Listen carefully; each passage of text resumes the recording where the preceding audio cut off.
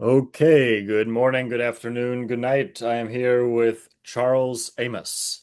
Um, Charles, can you tell people a bit about yourself?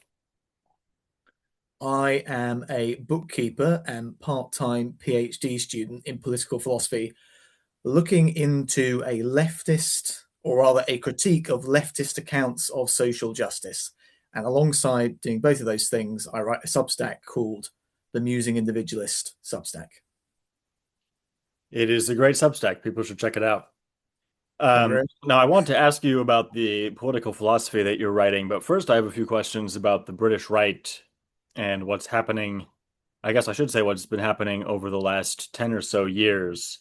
Um, were you ever affiliated? Did you know anyone with the New Culture Forum or anything like that? Yeah, I know a few people from it. I've met on a couple of occasions Peter Whittle, who died recently, and Emma Webb, who I think runs some of their social media.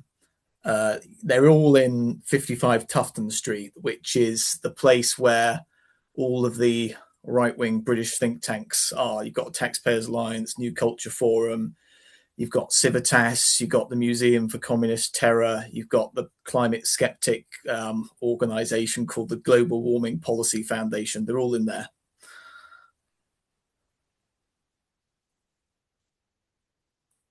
Do you know anyone involved with the Lotus Eaters or Rupert Lowe's team?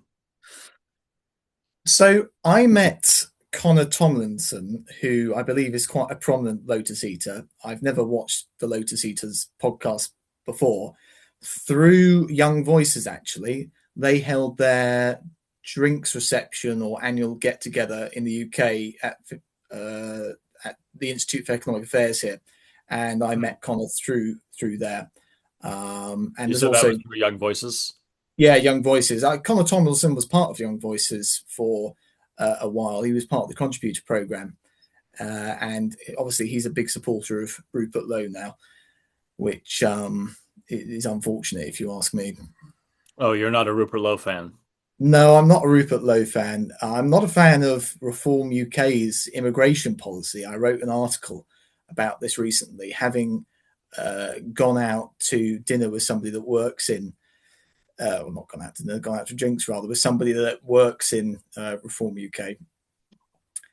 And I just totally disagree with the immigration policy because I think it's at odds with the libertarian political philosophy that I espouse. If individuals should be free to associate with whoever they want domestically because it's their private property and their own person that's doing the associating, then I think that should apply just as much across borders as it does within the interior.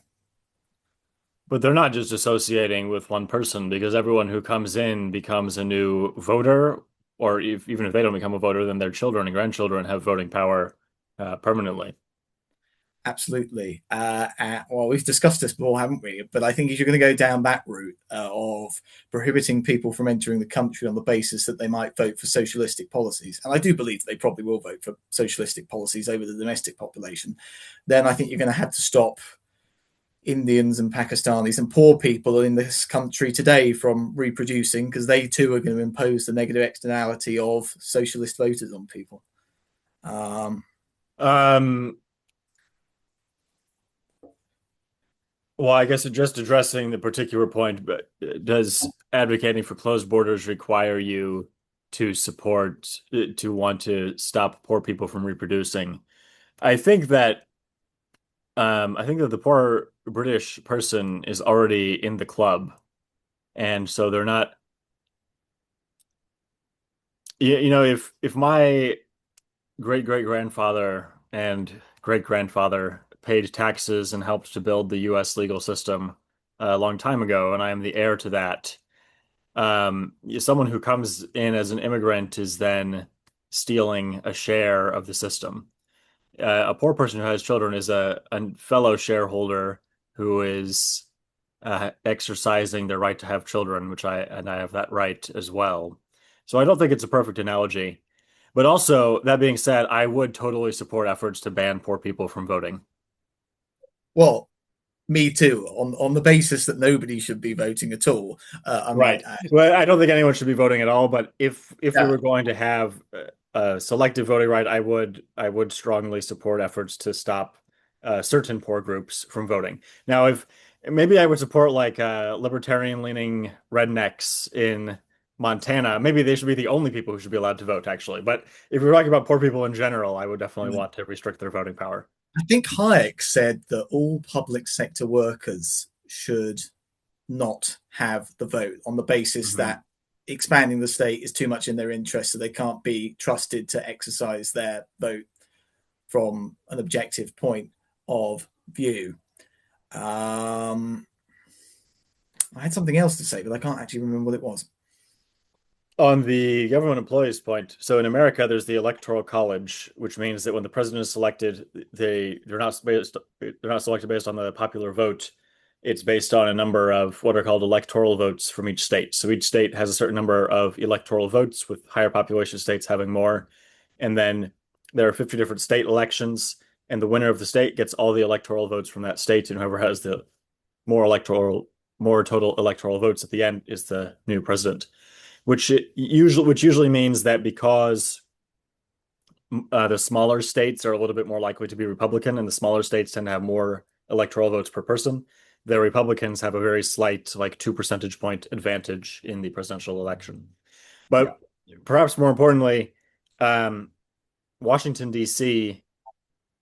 Oh no, Washington, D.C. actually does have three electoral votes. But Washington, D.C. does not send any senators to the Senate, and they don't have any representation in the House, meaning that Washington, D.C., which is overwhelmingly filled by very federally connected government employees, do not have as much political representation as the rest of the country, which well, I that's think is good. how it should be. Yes, it's a good thing. Hayek is having his influence on the U.S. Constitution. Well, I mean that's not obviously not the case because the Constitution came before Hayek, but nonetheless. Yeah, I think that DC shouldn't get any electoral votes either. Hmm. I was going to ask, have you read Christopher Heath Wellman? I have not. Oh, well, he mentions a club when it comes to immigrants and whether or not they should be allowed in the country and whether or not the current residents should be allowed to say yes or no. Oh, yes, this was the point I was going to put to you. I was arguing about this with Brian Kaplan 5 years ago or something like that on the only occasion that I've met him. And he was saying, because I was adopting the Hoppian position at the time, which is similar to the one that you're espousing.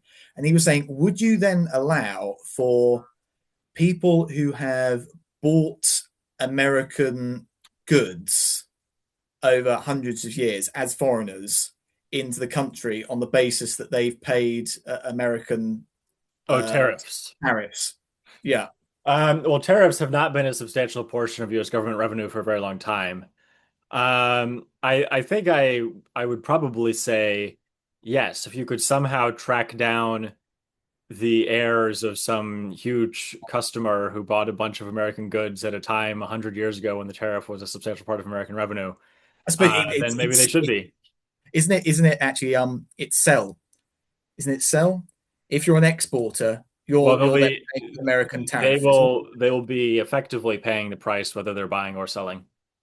Yes, but I suppose it does matter from the libertarian point of view whether or not they're sort of legally forced to pay it as opposed to economically forced to pay it through a higher price. The other point that he made is if America has bombed a lot of foreign countries and as a result gained rights of restitution over the American government, does that mean that they can move into America on the basis that they're shareholders in virtue of the restitution that they're owed? Hmm. I don't think I accept the premise that there are many people who have a right to seek restitution from the American government. I'm not as anti-war as Kaplan is, but Yeah. um, I mean, I guess I think that maybe the key point is that the constitutional system, I think, is separate from the particular government. I think that America is prosperous because of kind of the Constitution and the basic principles of the judiciary, and especially the kind of constitutional rights of Englishmen culture that was established in America. The particular administration that's in power that made the decisions to engage in drone warfare on the other side of the world is probably if anything, a hindrance to America's prosperity. So when okay, so when immigrants come from India to America, they're not doing that because they're benefiting from the George Bush administration. They're doing that because they benefit from the English common law system and the property rights that it protects. That's the system that creates the economic opportunity that they want to take advantage of. I think we're singing from the same hymn sheet here. Yeah, I'd agree. I've noticed over the last 10 years, there have been a lot of, well, so I do support Rupert Lowe. So I think there have been very, very exciting developments on the British right, Yeah. which is very interesting because the British, it seems like there was almost no right wing in Britain just 10 or 15 years ago. There was certainly a much more active conservative movement in the United States than has been for a long time. But recently, a lot of really good things have happened, and I think Rupert Lowe is a lot more exciting than any right-wing politician we have in America right now.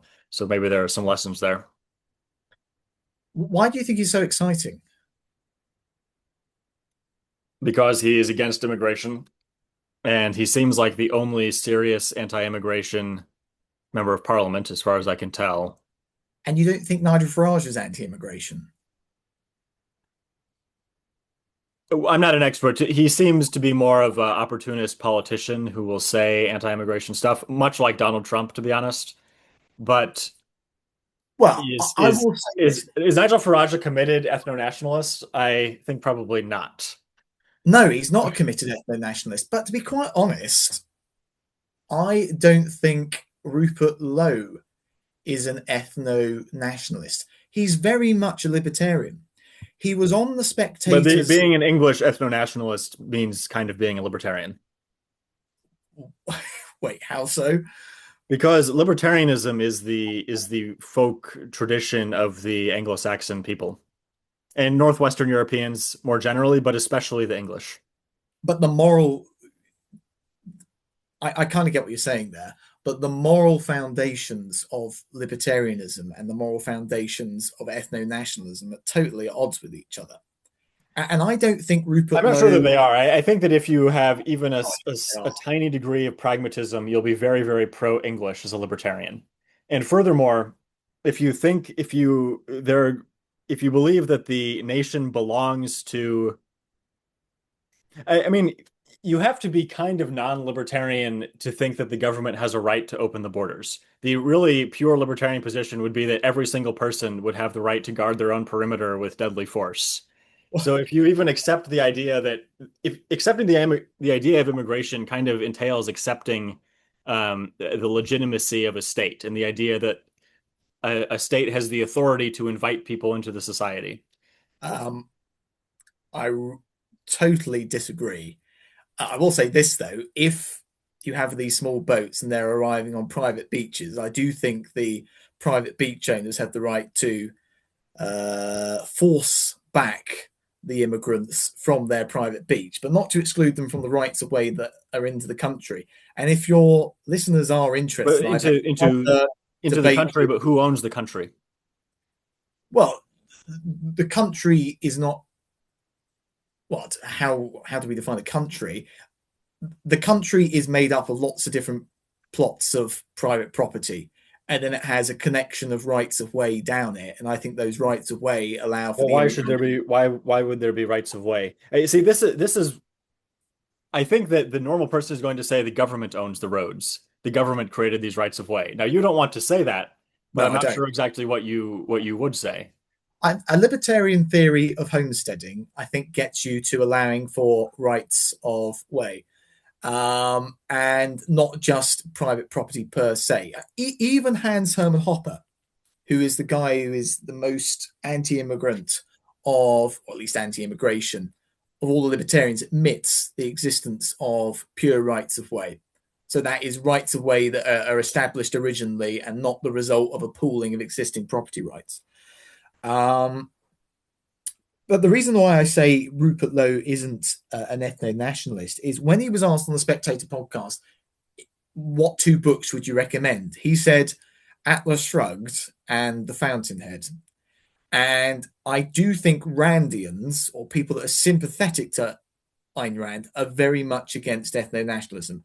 And I wouldn't be surprised if Rupert Lowe is actually the opportunist in this instance and getting on board with the anti-immigration sentiment of the general population, as opposed to leaning into his libertarianism, which in this country is going to buy you no votes whatsoever. And I don't want to say I correct you.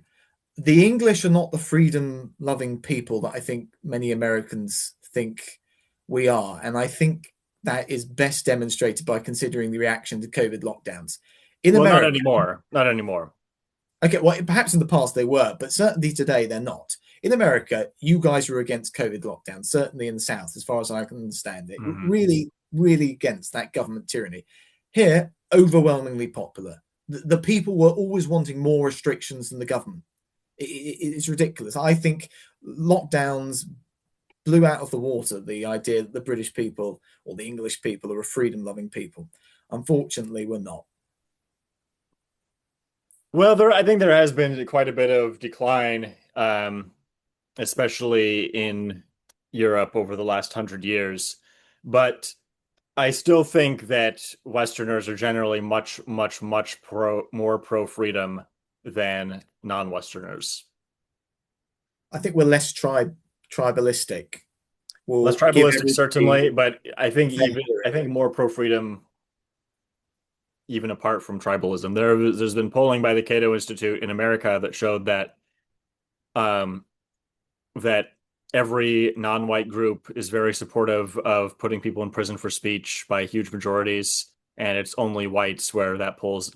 For whites, it was like 25% would support it, and in every other group, it was more than 60 or 70%. Okay, I did not know that. Well, it's good to think that the Americans and the white Europeans are more freedom loving than everybody else. But that really does show that the world is very, very bad, as opposed to Europe and America being particularly good, or at least Europe being particularly good. Um, just back to the British political situation, I think if you were here, you should back Nigel Farage over Rupert Lowe because we have a first past the post system here, as you do. Hmm. And if you're voting for Rupert Lowe, you're just going to deny reform and majority. And the reality is, there isn't that much difference between reform and restore when it comes to policy. You guys just had the election the other day, right? Yep. Yep. Reform came first with 27% of the vote and got about 1,500 council seats. I don't know how many were being And contested. they were the big winner of the election, right? Oh, absolutely. Absolutely. They met what the opinion polls were saying. Nigel Farage is very pleased with himself. And in some ways, I am pleased that Reform is doing well because I think they are the most libertarian party out of the five major parties. The five major ones being the Tories, Labour, Lib Dem, Green, and Reform. That's right. That's right. Uh,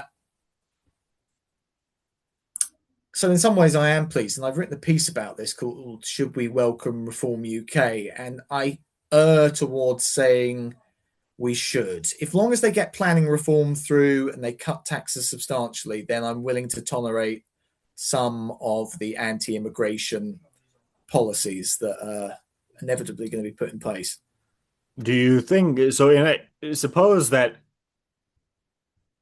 Suppose that 50 million more people from the third world moved to the UK and could vote. Do you think that you would ever get your tax cuts or the other things that you want? No. Um, and you might think, well, then why could you possibly support it? That is what I think.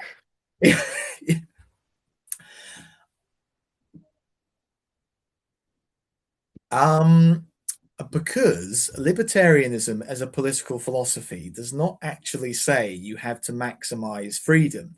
It simply says you should not violate individual rights. Hmm. So It, it's deontological rather than utilitarian.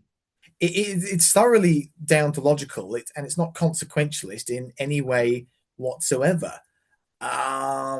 It can perfectly compatibly with its moral foundations advocate for policies that will allow for it never to be realized in its totality.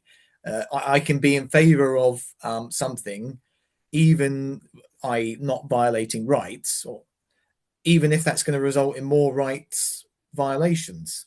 And a lot of people go, well, that seems ridiculous, but it's not totally ridiculous. I can't steal from you £10, even if I put that £10 into a private security organization, which is going to reduce crime by 20, 30, 40, £50. I will say this, though, given libertarians are only committed to the idea that you should not violate individual rights, there's nothing to stop them welcoming Reform UK.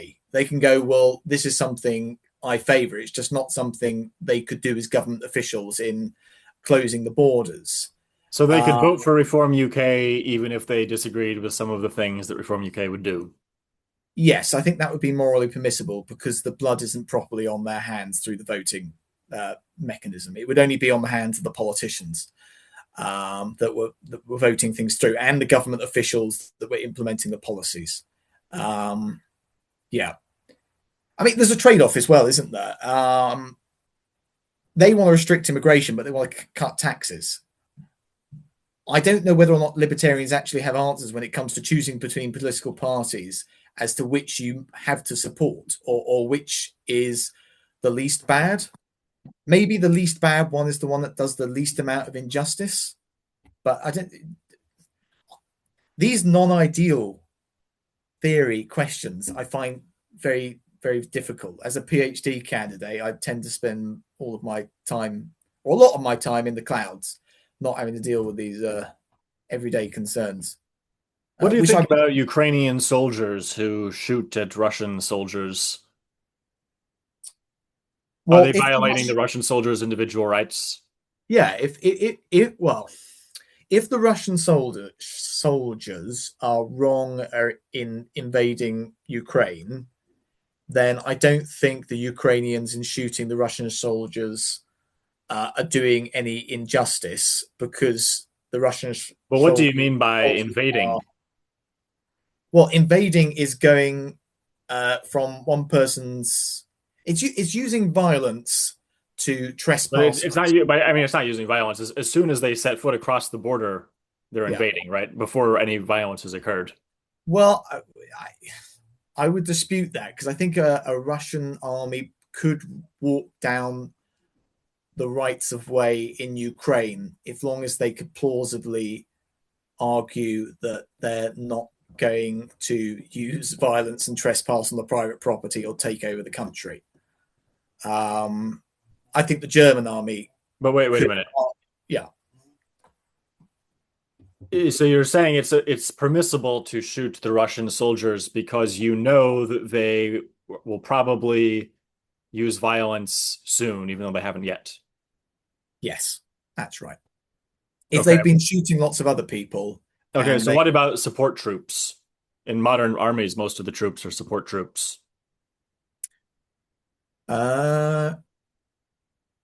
Yes, I think the Ukrainians can shoot them because they are enough of a threat to warrant doing so.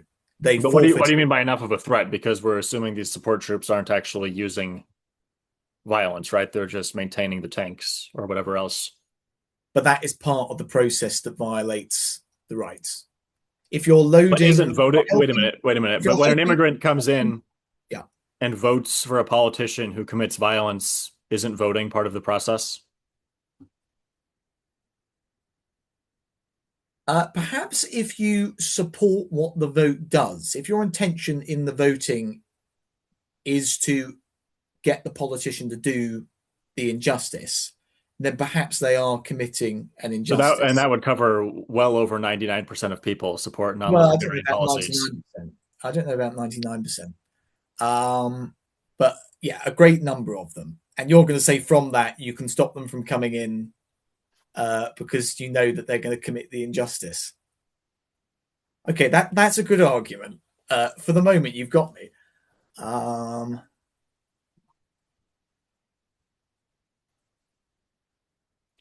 See, I'll be honest with you, Simon. You stumped me there. You can count that as a victory. All I right. cannot bring to mind an objection What to. I think this centers around is that, in my view, classical liberals don't have any good answer to the question of when has a war started. If you go to folks at Cato and ask, can Ukraine defend itself against Russia? They'll say, yeah, obviously Russia's the aggressor, they could fight back. But then you get to something like MS-13 in El Salvador. MS-13 is that gang that like tattoos their faces to look like skulls, and I think they started as a drug gang in America actually, but then they returned to El Salvador. And the president, Nayib Bukele, started just arresting everyone who was part of the gang and throwing them in prison without a trial. And a lot of the I don't know if people at Cato, but people affiliated with that sphere said, this is terrible. It's a violation of human rights that they didn't get a fair trial. Yep, But that's what. the soldiers and the Russian soldiers in Ukraine are not getting a trial before they're shot at by Ukrainian soldiers. And MS-13 is, in my view, just clearly an army. They're this organized hierarchical group of violent men who go around attacking people and extorting tribute and murdering people. I think that what Bukele did, just treating them as an enemy army and locking them up, is totally legitimate. And I think that um, I think that Well, the reason why some people around kind of the left libertarian sphere don't see that is because they don't have any good answer to when has a war started. which surprises me because Cato people are policy people. They're not philosophers who are working out the ideal theory and saying what is Some of them are libertarian some of them theory. are pretty philosophical. And I shouldn't have. I don't know if anyone particular at Cato has said that. I should say like Cato and the affiliated their friends, some of whom are Yeah. academic philosophers. Yeah. Oh, yeah. You're thinking of Matt Lewinsky, the premier left libertarian, bleeding heart libertarian. Yeah. Um, you've raised a good number of points there. That voting analogy to war. Yeah. I don't really think I can say anything more. Nothing's come into my head that I can say in objection to what you said.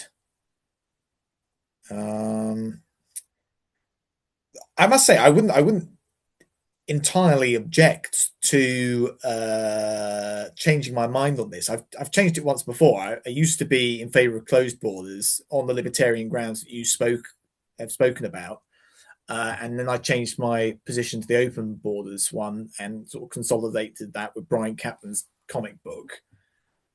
And I'm pretty confident in arguing rights away exist that allow them in. But this voting point is a good one that I don't think I fully considered before.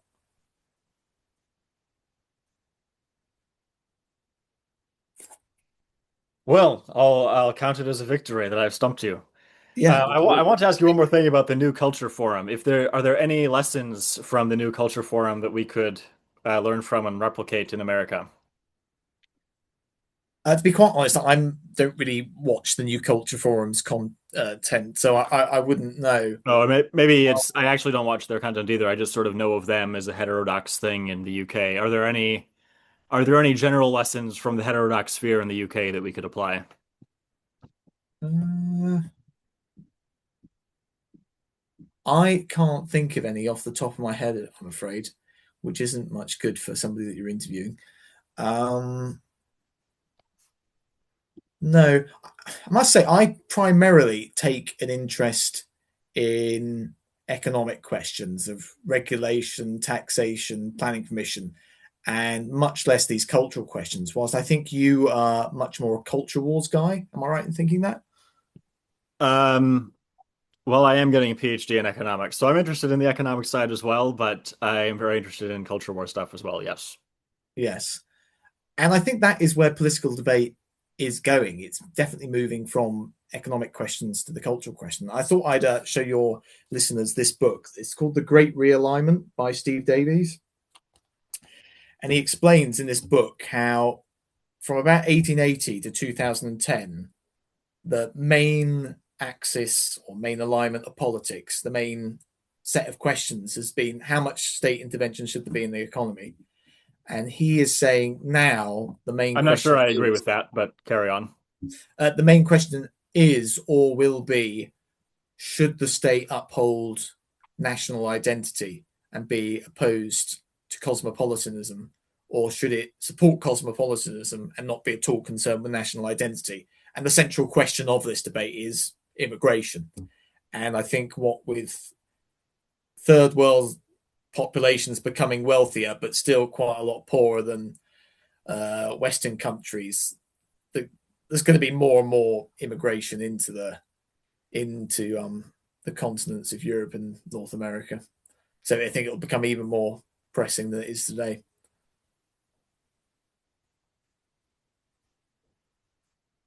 Let's talk more about the left libertarian versus right libertarian divide. Immigration definitely is the dividing issue there. Yes. It's certainly the dividing issue among, like, in the Libertarian Party in America. Um, do you think that there are other, do you think that like reflects a deeper cultural divide between the two camps, or is it really just a single issue thing?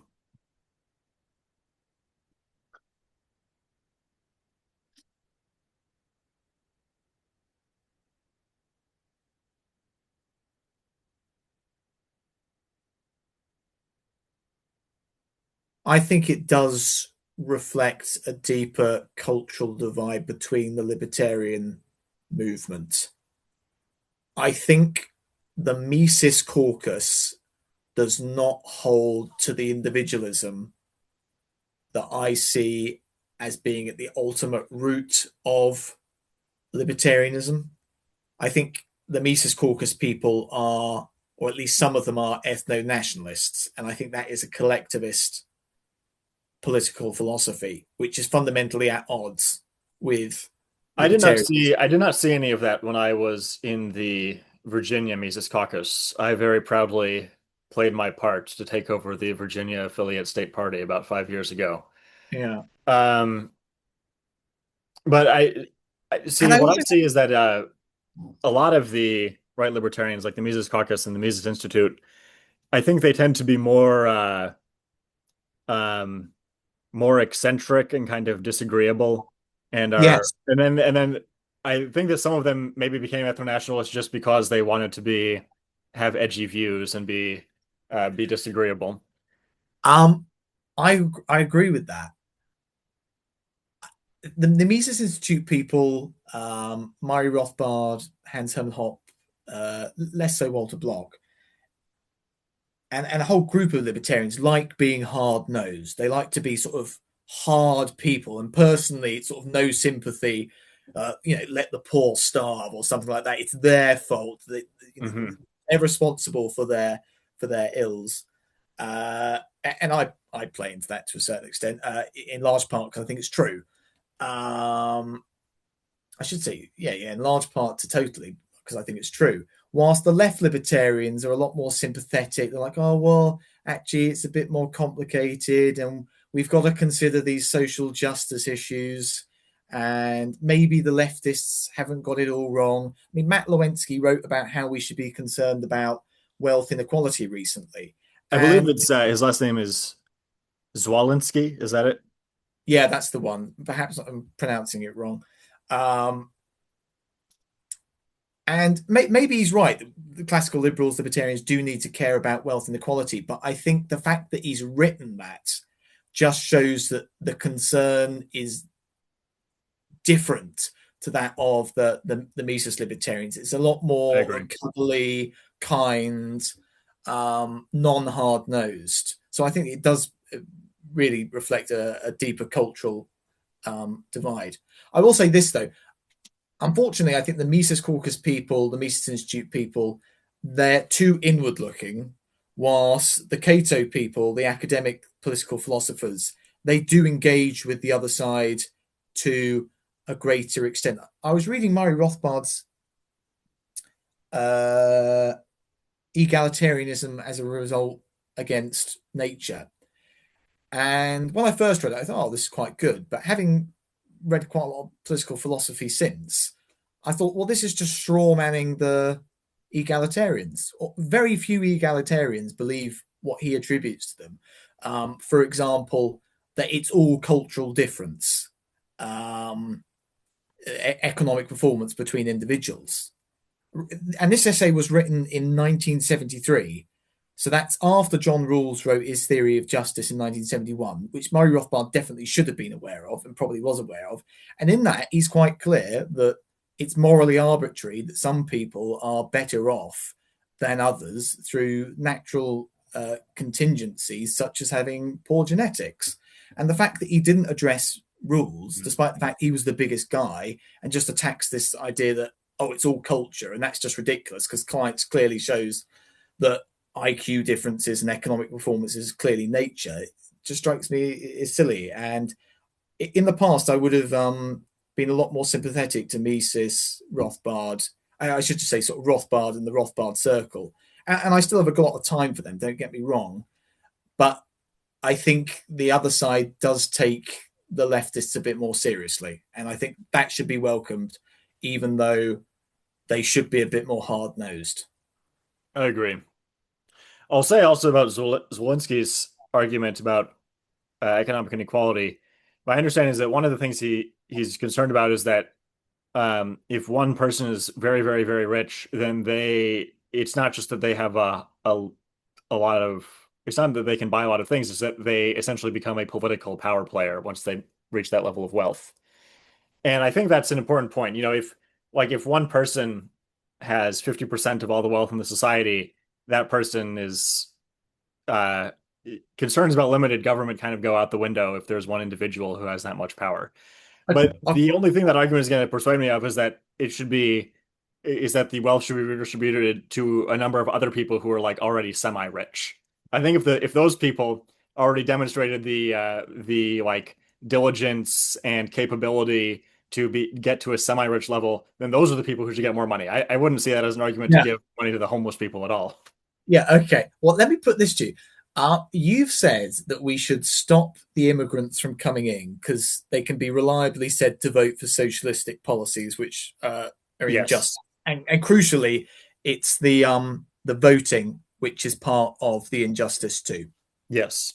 That's constitutive of it.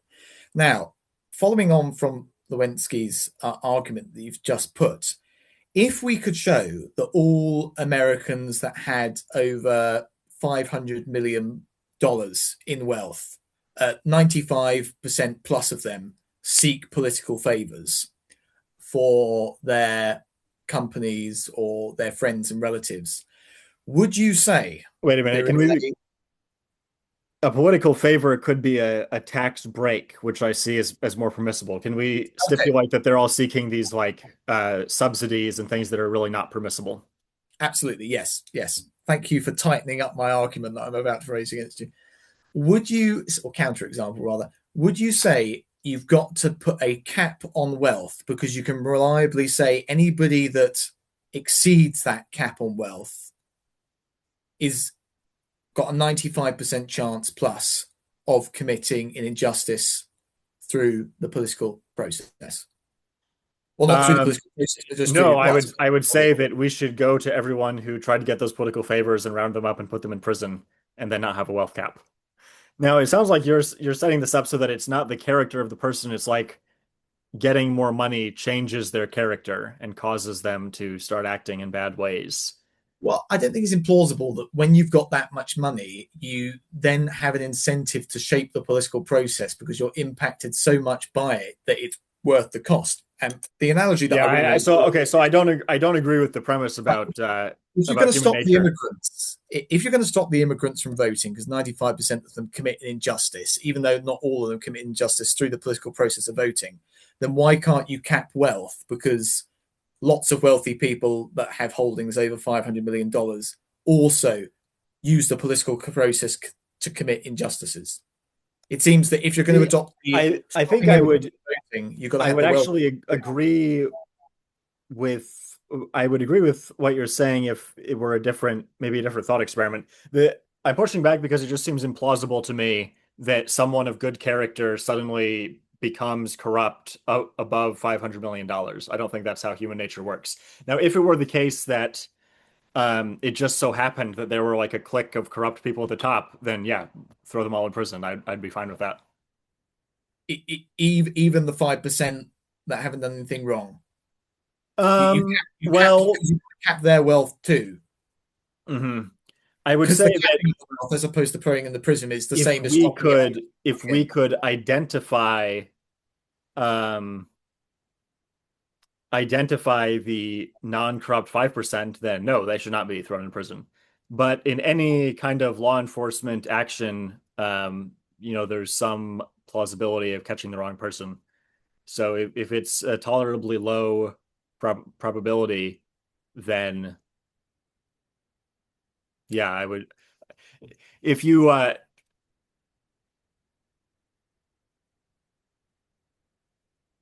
Yeah, I mean, if we would never wanted to, if we wanted to be sure we would never throw any innocent person in prison, then we could not have laws against murder because it's Yeah, possible in principle you could throw an innocent person in prison for on suspicion of murder.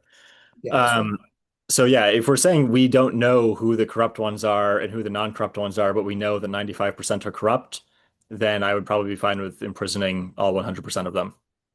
Okay, and you would admit that libertarians advocating for a wealth cap is implausible, even given the artificial sort of empirical setup that I've given you. I don't think it's implausible given the artificial empirical setup. I just don't agree with the empirical setup. Oh, do you not? Because I think that's counterintuitive that a libertarian should support a wealth cap given that empirical setup. Well, but also it's not In really which a wealth cap. It's a one-time purge of the elite, and then maybe other people later well, can no, become it's not. rich. It's not a one-time purge. It's you've got to stop anybody from exceeding that amount of wealth Well, okay, because so then we're stipulating that there's some like maybe let's say there's some kind of money disease, and if you get over $500 million of net worth, you catch the money disease and it makes you corrupt. Then I would not find it strange that libertarians would be okay with a wealth cap at $500 million. In practice, I don't think there is a money disease, so I don't support that. well, but if you're going to say because people can still exercise free choice above that $500 million, then there shouldn't be a wealth cap because it's still a matter of whether or not they actually commit the injustice. And I think you can say the same thing with letting the immigrants in and the voting. It's still when you let them in, they're not necessarily going to vote. I mean, in the UK, turnout is what is it? It's 66%, and I suspect amongst the immigrants that you most object to seeing vote, they probably have a lower turnout. In fact, yeah, I know they have a lower turnout.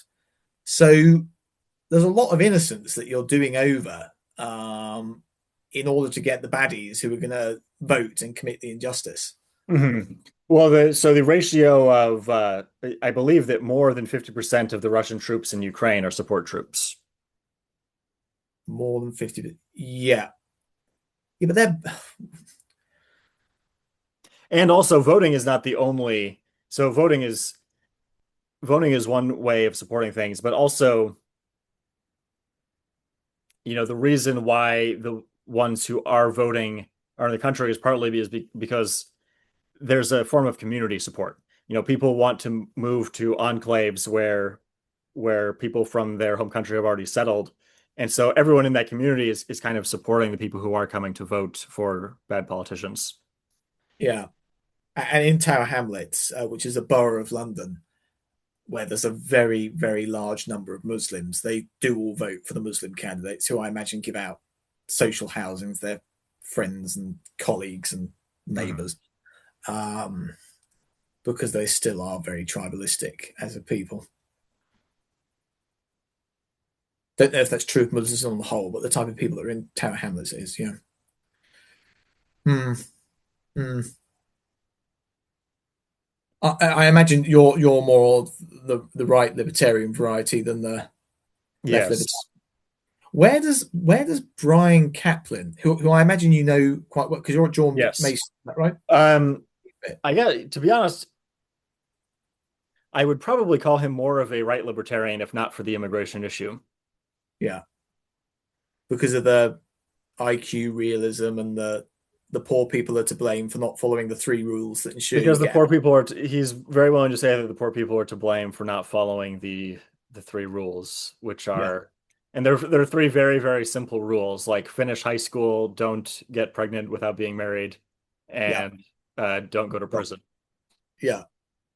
Yeah, they are very simple rules. I really look forward to his book called Poverty, Who's to Blame, coming Mhm. out at some point. And he gives two answers. He says, in undeveloped countries, it's developed countries' governments that stop them from coming over and their terrible policies.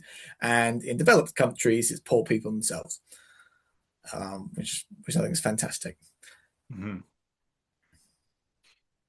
I agree with the part about poor people in developed Yeah, countries being to blame for their own situation. yeah, yeah. And it's great that I've held this view that on the whole, poor people are to blame for their own situation since I was sort of 16. And I've done a number of sort of working class job, well, not working class jobs, but jobs that are in contact with the working class. And it's just confirmed what I originally believed, which is great. Oh, I've yes. I've come into contact in reality and I've got, oh, everything that I read in these books about how irresponsible behavior leads to disaster is true. And about how, in particular, certain people are exploiting the welfare state, just taking the mickey of it. I was sitting next to a colleague of mine, and she had her daughter diagnosed with ADHD after going to a private clinic. And I wonder what the incentive structure of the private clinic was when it came to diagnosing kids with ADHD, or some maybe it was autism, no ADHD. And she told the benefit office this, and they paid her thousands of pounds, backdated, and then she went on holiday to Spain. And I thought that Oh. is what the productive CEO of this company is paying his 40% plus tax rate to fund. Just Mhm. ridiculous. Total corruption of the benefit system. Yes, the best cure for romanticizing the poor is definitely meeting the poor themselves. Yes, I agree entirely. Um, are you hoping to stand for election in the future? I think I am probably too controversial to ever stand for election. Yeah, I was thinking with statements like that, standing for election might not be for you.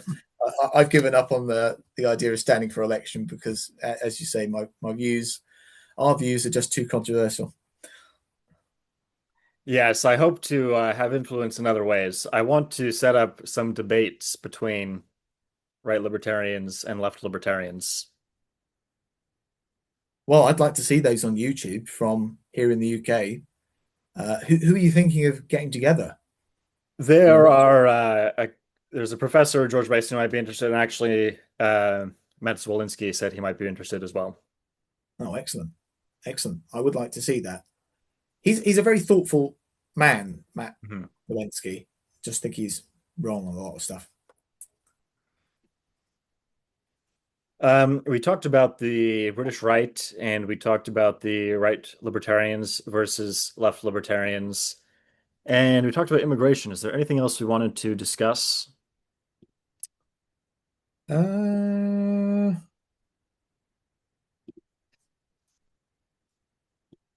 Let's see what we wrote. could you explain to me your article on AIDS Hmm. and Africans? Yes, I think that it is not morally good to donate to charities that alleviate AIDS in Africa. And this was something that I wrote sort of in as my take on Peter Singer's drowning child thought experiment. So Singer's thought experiment is suppose that you're walking to work and you're dressed in a $5,000 suit, and Yeah, there's a shallow pond, which is only like 4 feet high. So it's not dangerous at all because you're taller than 4 feet. And there's a child drowning in the pond. So you can wade in, but it's going to ruin your $5,000 suit. Do you wade in and rescue the child, or do you just leave the child to drown and walk on? So when people hear this, they think, obviously, you have to walk in and save the child. I mean, how is this even a question? But then Singer follows up and says, well, did you know there are charities that you can donate to? You can donate substantially less than $5,000 to save someone's life. So if you're obligated to save the drowning child, why are you not obligated to give all of your money to these charities that save people in Southeast Asia and Africa and other places? Yeah, It's a very powerful thought experiment. I think Anyway, it's so excellent. I offered a couple of responses. Suppose that you change the um the situation to there's like a whirlpool and you can pull someone out of it, but there's a tiny chance that you'll be pulled in as well. And there's a guy named Steven who says that he would never ever rescue someone for the whirlpool, and he constantly makes fun of people who do pull people out of the whirlpool. And he talks about how they're suckers, and he's smart, and he's going to like destroy everyone and dominate the world because he's the only person who's smart enough to not risk his life and his assets saving other people. If Hmm. he is drowning in the whirlpool, do you have an obligation to pull him out? I think arguably not, because if there's any kind of reciprocity, if there's any social contract, he very loudly declared that he was not part of any social contract with you in the first place. So it seems like you don't really have an obligation. And Can I another, just say, before you go on, I agree with that entirely, and I've written in support of that position on the basis of reciprocity that people like him have forfeited their right or claim or permission to ask people with warrant to actually get help as a result of pushing away that reciprocity or not engaging the reciprocity. But carry on. and then I have another thought experiment. Suppose you go to a bar and there's a guy there named Chet, and Chet tells you, I rode my motorcycle here, but I'm almost out of gas. And he pulls out his phone. He says, I just met this woman on Tinder and I want to drive my motorcycle to her house to hook up with her. But I'm going to have to take the short, dangerous road. And there's a possibility that I might die. I'm going to have to take that short, dangerous road to get to her house unless you give me $10 because then I can get gas and I can take the longer, safer route. Yeah. So do you have an obligation to give Chet $10? I would No. say no, because he's choosing to do this risky behavior and you're not obligated to pay for his like Tinder hookup gas money. And I suppose that Chet then says, okay, he drives on the risky road and he gets into a crash and dies. I'd say, well, he chose to take that risk and you still were not obligated to give him any money. Yeah. Well, there people don't like to hear it, but just about everyone in Africa who has AIDS got it by doing a risky sexual behavior that they really should have known not to do. And it seems like if you're paying for their AIDS medicine, that seems actually pretty similar to paying for Chet's gas money. Yeah, I agree. I remember reading that and thinking it's great, forgetting about what it was about, or rather what the argument was. And yeah, that's really Thank good. you. Yeah, so Um, I think we don't want to sound too callous because it is a hardship, but I think yeah, that helping adults with AIDS is not a good use of charity money. There's the deserving poor and the undeserving poor, and there are a heck of a lot. If you're going to give charity in the first place, there are a heck of a lot of people who are more deserving than people who voluntarily did things that got themselves infected with AIDS. yes, Now, of course, if it's a child who was born with AIDS, that's kind of a different matter. But yeah, even there, um, if you were really to give all of your money to these effective charities, you would have no money for yourself. You would have no money to start your own family. You would have no money to build a life for yourself. And I think in the extreme, what Singer would say is that we should give all of the resources generated by our developed civilization to alleviating extreme poverty in Africa. But imagine if people who did that had done that 200 years ago. Imagine if the inventor of the steam engine had said, actually, I'm not going to work on the steam engine. I'm going to work on helping orphans on the streets of London. Well, then there would be no steam engine. It would delay the Industrial Revolution. It would delay the creation of trillions and trillions of dollars of wealth. And that means there would be a lot more suffering orphans. but So, Singer would be against that. He what's wouldn't that? be. Singer would be against James Watt, the inventor of the modern steam engine, from helping the Africans because he would say it's much better for you to focus on making the steam engine that will allow everybody to do things. But would you Well, he say, would say, yes, you're right. He would say that if we presented the thought experiment to him like that. But Yeah. his Singer's acolytes, the effective altruists, do spend all of their time trying to help very poor people in developing countries. And Yeah. I think that they're just not thinking about this clearly. If they really wanted to do the maximum good, they would not give any money to charity, and they would spend all of their time making AI companies and building new technologies and growing the economy. Maybe the competent ones should do that, but the incompetent ones should probably But just donate to charity, shouldn't they? yeah, but see, the effective altruists are pretty competent people. So they if if they were focused on, and also genetics is another thing. If super high IQ effective altruists don't have any children because they're helping very low IQ people in Africa have more children, that's really not an effective way to help the world at all. If they Yeah, because took the stock's worse in the future.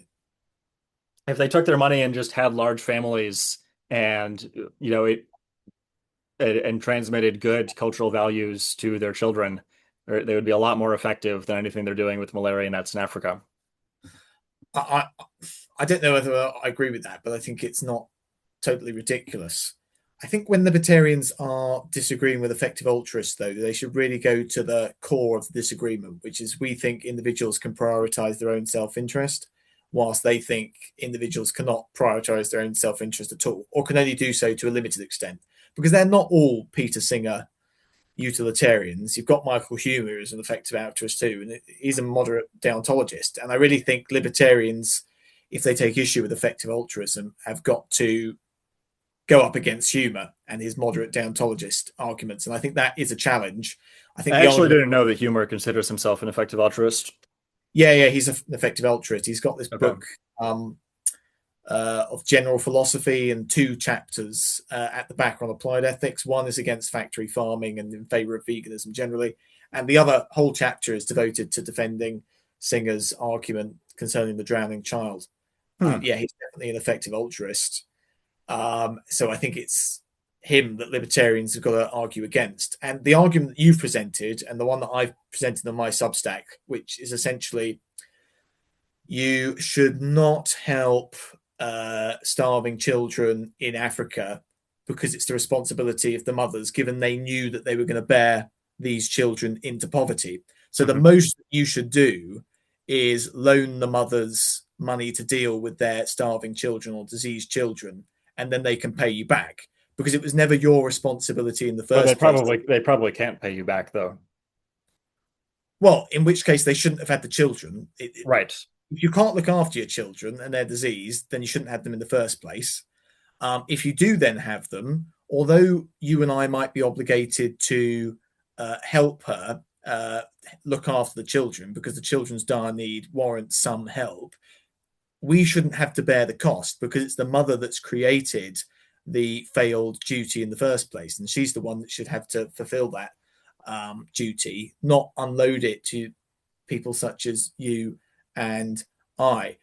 But of course, this doesn't get to the central claim of effective altruism, though, of Michael Hume's variety, because there are still many people who can be saved for £5,000 and it's not their fault at all. And libertarians need, I think, well, not libertarians, but individualists, I suppose, need better arguments than the one that you and I have put to go against the general claim. Because you can't just Well, I actually think that there are I think there are not that many people whose lives could be saved by $5,000 who are really not at fault at all. oh, really? Um, I guess it depends on how you want to define many. I think the vast majority of people who are in danger bear at least some responsibility for their circumstances, but also their parents could have put them in a better position. If their parents decided to build a home in a zone that gets flooded by tsunamis, then different choices could have been made that would result in people not being killed by the tsunami. And you're born into circumstances that you can't change, but you can make your situation a little bit better, and you can leave a better situation to your children. And after generations of doing that, that's the reason why you and I are in a good position now. And the fact Yeah, that people in other parts of the world do not do that is the reason why their descendants are not in such a good situation. So if you're a libertarian and you believe that inheritance is a legitimate way to acquire property, it yeah, seems like inheritance has to be a legitimate way to acquire there's sort of a type of property of like having a low risk of being killed in a disaster or having a low risk of being killed by disease because of good choices that were made in previous generations. And of course, Yeah. You you think a know, moral license tracks the property too? You think if you've inherited certain things, that comes with the moral license to say, no, I'm not going to help you because my sort of ancestors have given me the. it's more that you have no obligation to pay for someone else's grandfather's poor choices. But I think the moderate deontologist, effective altruist, would still say that the child who's dying, it's not their fault at all. I You agree. can't go, well, it's the fault of your grandfather that you're in this predicament, which is true, but it's still not their fault. And it's still a very low cost to you to save them. And I think libertarians, individualists, still want to say, no, I think I should be morally licensed to let that person die and to keep Hmm. my $5,000 suit.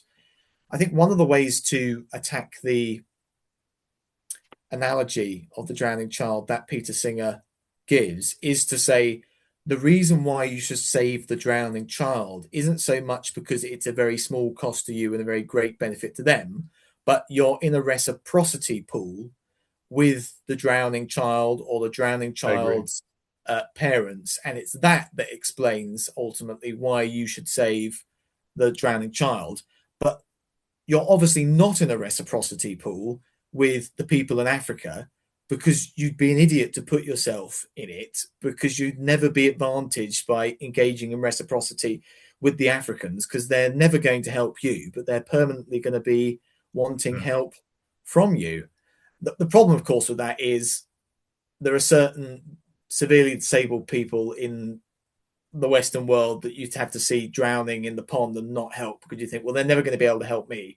And you can get around that in some ways by saying, well, but I'd want the help of their parents, and they'd only help me if I help their disabled son.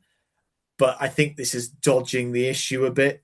You are going to have to bite some bullets if you take reciprocity to be the answer to the drowning child analogy, and you reject the idea that it's the very small cost and the very large benefit that is the reason why you should help the drowning child.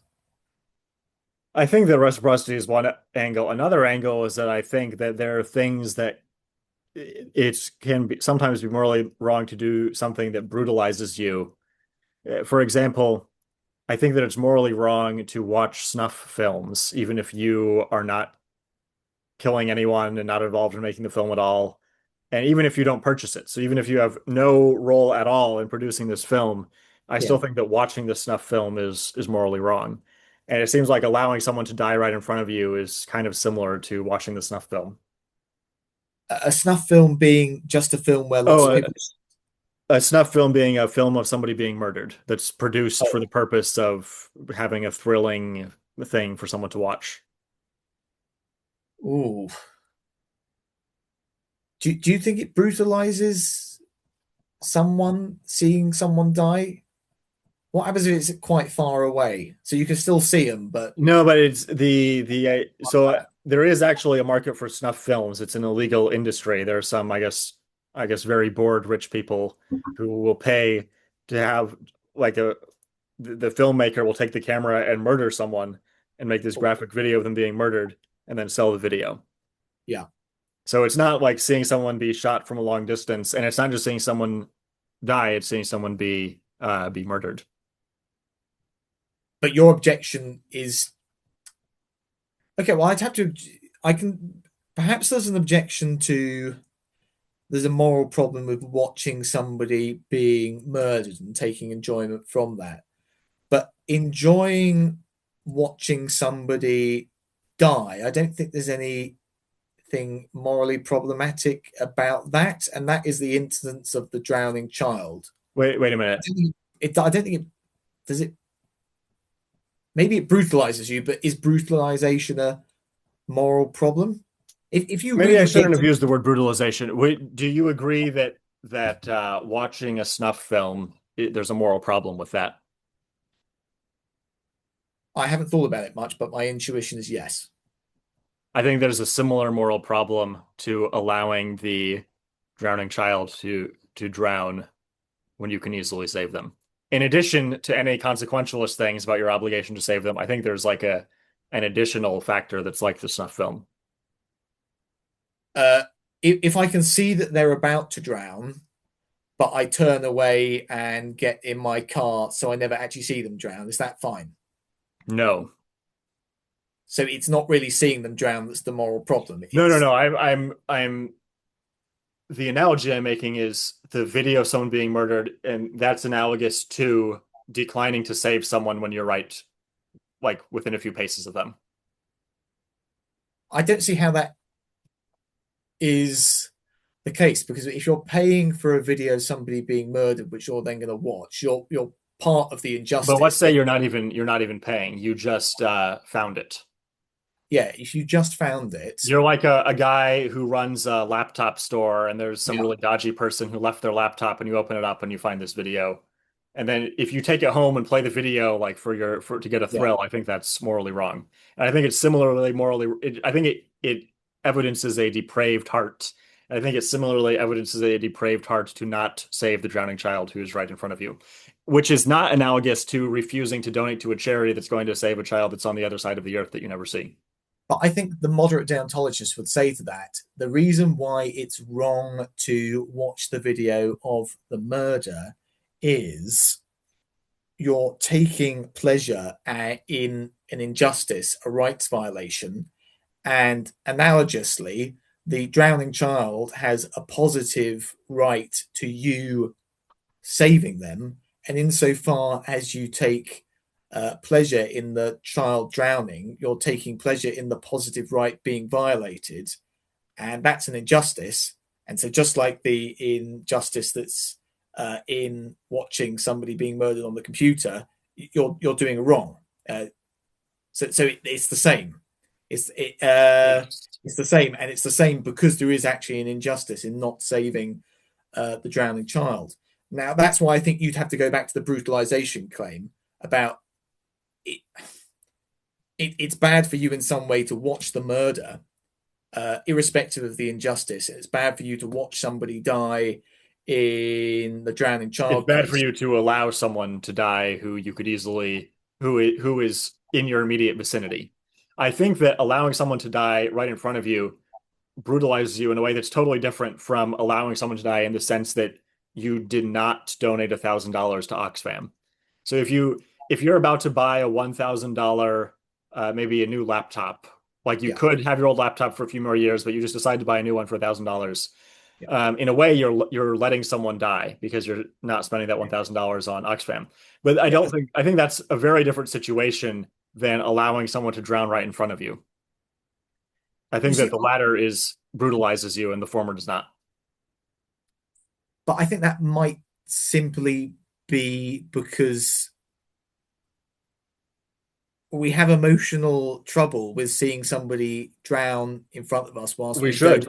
That's a good we thing that don't we we have don't have emotional trouble with that. emotional trouble with allowing somebody to die far away that's not in our view. But I don't think the emotional trouble per se is reason to avoid the situation, except for the prudential reason of it's going to create displeasure within you. But I don't think you're really getting at the displeasure of seeing somebody die being the reason, because that just comes down to, well, you find it really horrible to see somebody die. So if you don't want to undergo that horribleness, you've got to save them. But most people are going to say the horribleness is felt because they think they're doing something wrong or bad. They're not just going to say, I'm saving the drowning child because it's horrible to allow them to die. And that's it. It bottoms out at that level. They're going to say it's horrible to let somebody die because it's wrong to let somebody die. And because you're disputing Yeah, I that, agree that my brutalization theory is not going to give a full account of the ordinary person's intuition about this scenario, but I think that the brutalization argument combined with what you were saying about reciprocity gets you much closer. I'm saying that there are multiple things about this. There are multiple things about the drowning child scenario that make it seem really bad that are not just the consequentialist argument. yes. But if individualists are going to go against the analogy, they still need to get to the core claim of it, namely, you should help the drowning child because it's a very large benefit to them and a tiny cost to you. And they have to reject that, or they have to offer arguments against that. And if they can't offer arguments against that, I think they've ultimately got to concede that the drowning child analogy is right. And I, for one, will say this: I've not been able to offer a convincing reply to that. And I was with Bentham's bulldog in Oxford in a pub, and I've got to say he steamrolled me on one of the arguments that I made against the drowning child analogy. And I'm not happy to say that, but I will say that. It's something I want to think about more and even write about in my PhD, because the drowning child argument is really sort of a sufficientarian argument, and that's part of political philosophy, which and social justice, which is Did what I'm you say interested in. sufficientarian? Yeah, I think the drowning child argument can be cashed out in sufficientarian terms. What Sort of is everybody. sufficientarianism? Oh, it's just the moral idea that everybody should have enough. Hmm. Everybody should have enough resources. So once everybody's got enough resources, then people can have as much as they want, but everybody's got to have enough resources in the first place. Elizabeth Anderson, I believe, would count as a sufficientarian. I wouldn't be surprised if maybe no, actually, Michael Huber wouldn't be a sufficientarianism, because despite the fact he's an effective altruist, he still would not support government taxation to save people in Africa, because he just says that's stealing, and you can't steal to even save somebody's life. So he's Yeah. not a sufficientarian. Um, but he would say something along the lines of, and I would agree with him on this: if somebody's going through a mincer, then you can steal somebody's wad of coins to stick in the machine to stop the person being minced, which is going to destroy your machine and, for the sake of argument, destroy all your money too. Hmm. And I imagine, as a modern deontologist, you would agree that if somebody's going through a mincer with an immense amount of pain, you can violate or infringe upon people's rights to stop that. You could certainly steal some coins to stop it. Yes. Yeah, yeah. And I'm pleased you and I agree on that. Um, because going back to the right libertarians, I think Rothbard's theory, strictly speaking, would rule that out. If you read the Ethics of Liberty, he's going to say no, that's not allowed. Yeah, And I that want doesn't seem very plausible. do you think Murray Rothbard actually believes that? If you were having a discussion with him, say at 11 p.m. in his flat, I think you that had a few so I points. remember being a teenager and being confronted and being a very strict libertarian and being confronted with this kind of scenario, and I thought it was very difficult, and I wasn't sure what to think. But do you think Murray Rothbard, if you'd had a couple of drinks with him, it was 11 p.m. and he was in his flat, he wasn't afraid of being humiliated in front of other leftists. He just had a lot of sympathetic libertarians around. Do you think he would go, yeah, I think there's a problem with my political philosophy. Of course, I'm going to steal somebody's stuff to stick it in the machine to I honestly stop don't it? know. You see, I think he would concede on this. I don't think he, in his heart of hearts, um, and even within his mind, he really, really thinks you cannot steal anything to stop somebody going through the most immense torture or most horrible accident imaginable. Hmm. Um, and there's a libertarian conference where he's asked about nuclear weapons and whether or not they should be held privately or not. And he does go, oh gosh, this is a real problem. Um, and I think that's indicative that he would err towards how I suggested he would. Or at least I hope that's the case. Yeah, I'm not sure. Well, we'll never find out now because he's dead. What do you think about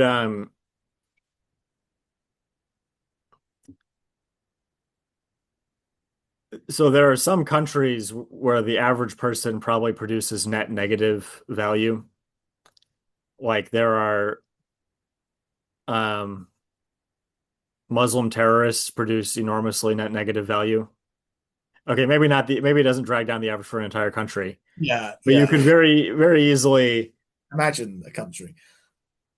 Yeah, and there are, I mean, I think there are countries where like 2% of people join Islamic extremist movements because it's the local militant group. So a lot of young men who want to join a military do that. Yeah, it's I I mean, find, it's very plausible that you could have a charity that rescues people and saves their lives, and then they grow up to murder you and destroy your civilization. So that would be another argument against saving lives in many circumstances. what the oh that the average person would commit an injustice, so you don't need to help out any of them because going by the average. And I was even thinking of, from a utilitarian perspective, there are very strong arguments against trying to help some poor countries.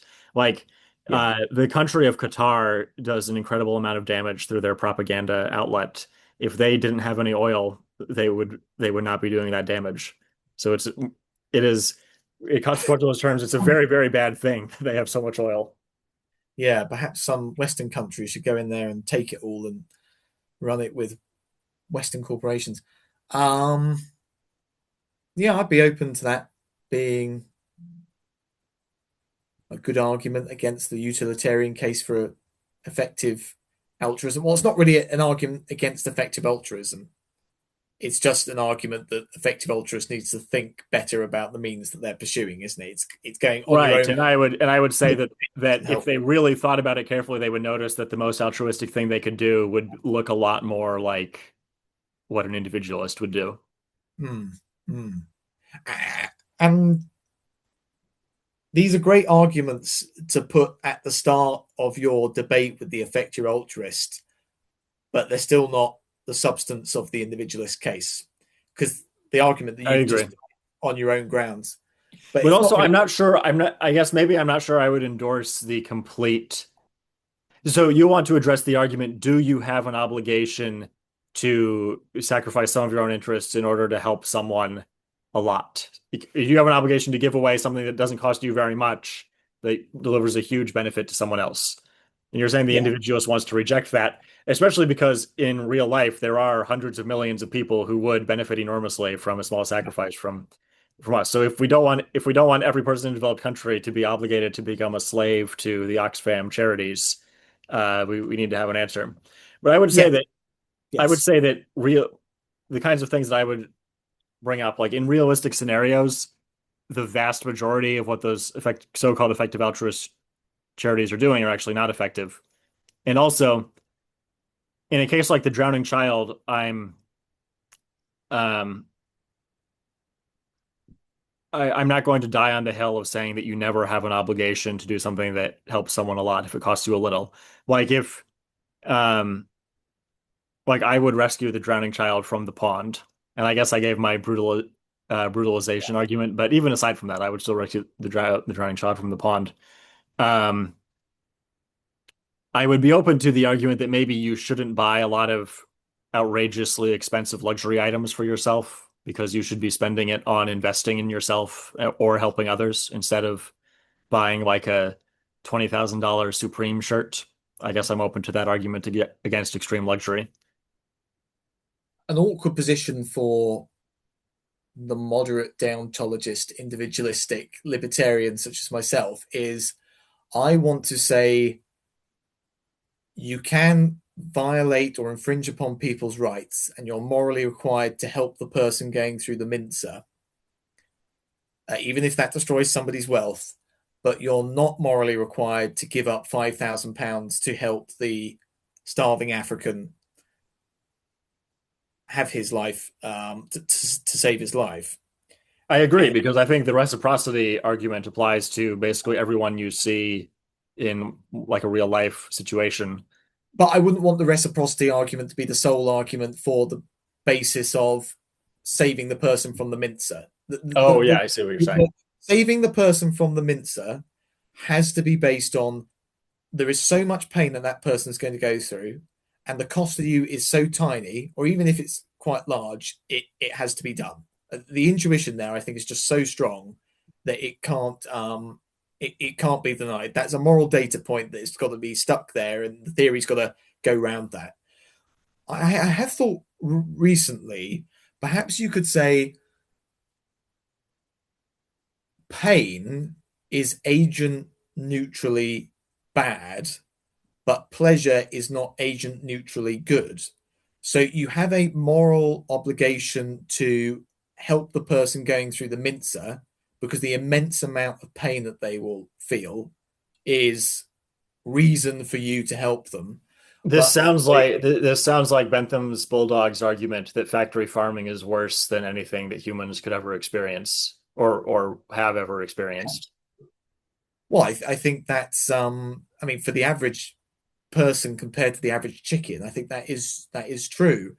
Well, right, Well, but he would also say that factory farming is a bigger deal morally than anything that humans are doing. um, I'm very sympathetic to the view that factory farming is the greatest injustice in the world right now. I, Um, I'm very sympathetic okay, to but the do you position. think it is the greatest moral priority right now? Um,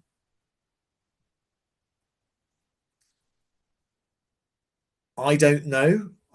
I don't write that much about it, it must be said. I only give a little bit of money to effective altruist charities to stop factory farming, or yeah, effective altruist charity, or just charities to stop factory farming. Is it the largest moral priority? I mean, it would make sense to say it's the largest moral priority if you believe it's the greatest injustice, as I do. But given I'm saying or sort of erring about whether or not it is the greatest, whether or not it is the most pressing moral priority, that would make you think I should think it's not the greatest injustice. I don't know is the answer. Mhm. What do you think? Well, this is why I'm not, this is one of the reasons why I'm not a utilitarian. I just don't think that, yeah, I think it's extremely implausible that the biggest moral priority is stopping factory farming. I also think that, or what I should say is, I think there would be some people who would say that it would be a good thing for like an asteroid to hit Earth and wipe out all life on Earth because it would wipe out all of the human stuff, but it would also wipe out all the factory farms. It would be a good deal on net. I think that sounds totally wrong. Um, so if utilitarianism, if that's an argument against utilitarianism, then it's a fatal argument. It's a knockdown argument against utilitarianism. So Um, what do you think is a greater concern than factory farming today? the left, I think that the left is the most evil thing on earth, and the biggest moral priority should be fighting the left. I you see, I think that I am totally against leftism, but I think factory farming is worse than the left. I mean, come on, we're talking about a couple of percentage points on income tax that the left are going to impose if they're successful. Some No, the left nationalisation. will impose full race communism on the entire earth if they get their way. Um, I don't think they'd go that far. I know the extremists obviously would go that far, The but extremists have been winning and gaining ground for 60 years, there are more than billions longer than of that, actually. chickens in cages and they never see the light of day and their bones are broken all the time and they're starved and they're pecked at the weak ones and then they're slaughtered. Um, Yeah, I just think that there are some human things that matter more than any number of chickens. That being said, any I do not eat chicken because I don't want to support the factory farms. But yes, I think there are some moral human concerns that are more important than any number of chickens. um, I don't know, but of course I'm joining you in the fight against the left as opposed to the fight against the factory farms. I've written a couple of articles against factory farming and I'm very pleased with those. But I've not taken up the fight in the way that, say, Bentham's Bulldog has. Um, We're running up on 90 minutes, so I want to say one more thing. I yeah, agree the drowning child thought experiment is a very, very difficult thing yeah. for deontology or individualism. You can also, though, think of some cases that are extremely difficult for utilitarianism. Like there are some people who think that AI is conscious, can be conscious. Yeah, Okay, so does that mean that in the not too distant future, it will be a good thing to exterminate all humans because you can run a you can run a a computer on a lot less energy than you can run a human. So yeah, if there's a finite amount of energy, are you obligated to wipe out all humans and have just computers instead? It seems hard for utilitarians to get around that. yeah. I think it is ridiculous when you have utilitarians saying we should plow all our resources into creating artificial minds that are conscious, and that should be our sole moral priority forever. You saw the shrimp discourse as well. There was someone who wrote about how we should just produce the largest possible number of happy shrimp. Yeah, it seems utterly ridiculous. I'm all on board on not violating the rights of animals, not wronging them, but that's totally different from just promoting pleasure to the greatest extent possible. I think the moment you get into these extremes, the personal prerogative of giving your own interests priority becomes eminently clear. Eminently clear. Right. I agree. Okay, this was a very fun conversation. I enjoyed myself greatly, and you've stumped me on a number of issues which I'll have to think about. So thank you very much, Simon. Yeah, and maybe would you be interested in doing a left libertarian versus right libertarian debate with someone? As the right libertarian, Well, I guess we wouldn't phrase it that way. We would just pick one issue that's debated among libertarians, and you could debate with someone else. yeah, I mean, if you want the left libertarian, the open immigration advocate, then I'd happily play that role. Yeah. Okay, awesome.